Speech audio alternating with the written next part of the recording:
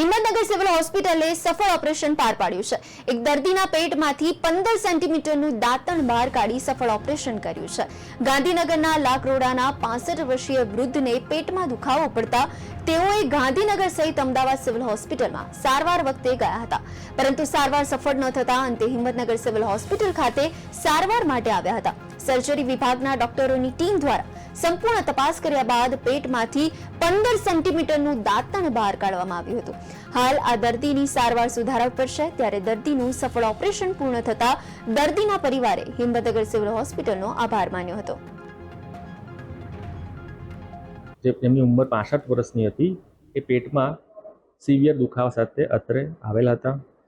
અત્રેના surgery વિભાગના doctor પલ્લવ પટેલ એમની team દ્વારા વધુ તપાસ માટે સીટી સ્કેન અને યુએસજી કરતા પેટની અંદર પરફોરેશન એટલે પેટમાં કાણું જણાઈ આવેલ હતું। આથી આ દર્દીને તાત્કાલિક લેપ્રોટોમી કરવામાં આવી હતી। આ લેપ્રોટોમી દરમિયાન વધુ તપાસ કરતા ઓપરેશન દરમિયાન જે પેટમાં કાણું છે ત્યાંથી લગભગ 15 સેન્ટીમીટરનું દાંતણ નીકળી મળી આવેલ હતું।